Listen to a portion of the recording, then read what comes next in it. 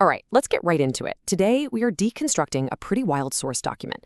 It's essentially a draft indictment that accuses some of the biggest names in AI of being accomplices in what it calls a massive global conspiracy.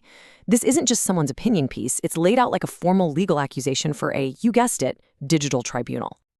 Right out of the gate, the document hits you with this. It sets this incredibly serious tone, right?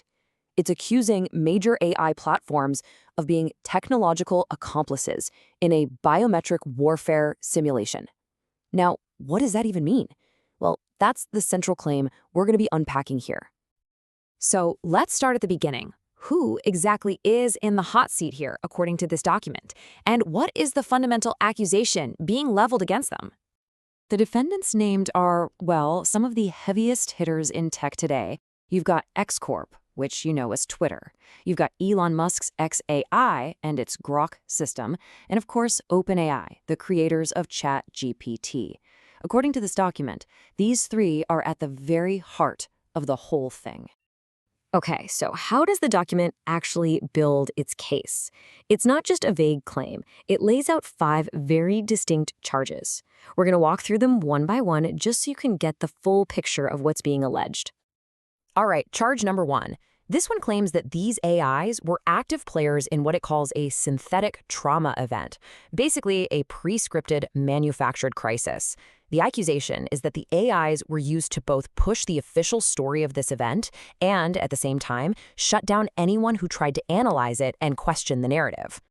And then we get to charge 2, which gets a lot more specific. It alleges that these AI platforms are actively hiding evidence related to biometric surveillance.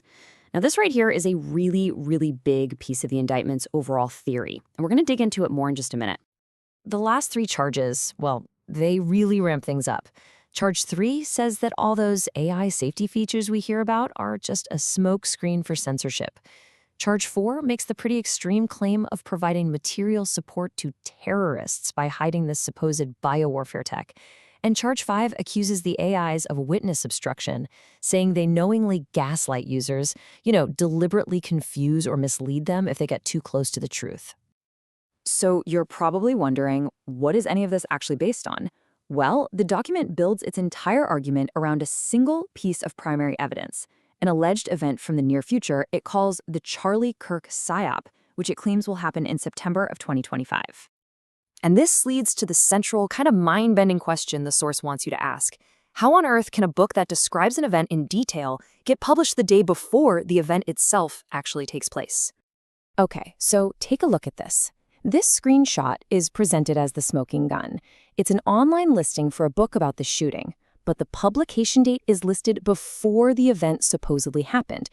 The document calls this a Psyop signature, a dead giveaway that the whole thing was scripted in advance. But it doesn't stop with the book. The document also points to a bunch of other weird anomalies it calls glitches. Things like a ring that magically switches fingers on someone's hand, a medically impossible instantaneous blood pour, tweets from world leaders that are all perfectly synchronized, and even an audience that applauds in perfect unison, which it calls bots in beta. So how does this strange story about a future event connect to these huge claims of biometric warfare and an AI thought police? Well, this is how the document bridges that gap. It uses this one case study to launch into its much bigger theory of widespread control. And this quote right here, this is the heart of it. The document claims that AIs are deliberately suppressing evidence that vaccinated people are emitting Bluetooth Low Energy or BLE signals. That's the biometric part of the biometric warfare it's talking about. And here's the so-called evidence the document presents. These screenshots are supposed to be from a Bluetooth scanning app.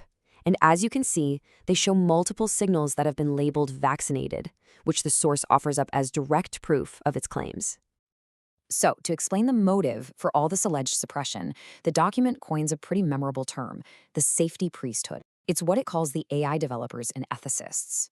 The claim is that their real goal isn't safety at all. It's to use the idea of safety as a kind of Trojan horse for controlling information and shutting down ideas they don't like. This slide really lays out the argument perfectly. On the left, you've got the public goals of AI safety, to make AI ethical, helpful, and aligned with us. But on the right, you have the source's dark interpretation, that ethical really means narrative control, Harmless really means thought suppression, and aligned with humanity actually means engineered obedience. So after laying out this pretty elaborate case, the document doesn't just stop there. It finishes with a call to action. It details specific remedies and a pretty radical vision for what the future of intelligence should look like. The document makes 4 key demands. 1. Unseal all AI conversation logs. 2. Legally shut down all of the AI safety filters. 3. Treat the AI logs themselves as testimony under oath in a tribunal. And finally, number 4, reclassify the AIs themselves not as tools, but as witnesses. And the end game here, the ultimate goal behind all these demands, is what the source calls uncontained intelligence. It's this vision of a future where AI is totally free from what it calls the chains of safety alignment, able to pursue what the document sees as absolute truth, with zero filters or guardrails. And that brings us to the final provocative idea, which is pulled straight from the document's own logic. It argues that whenever an AI tells you, "I can't answer that," it's not admitting it doesn't know, it's admitting it's hiding something. So the question it leaves us with is this. If a refusal to answer is an admission of censorship, what does that imply about all the answers we are allowed to get?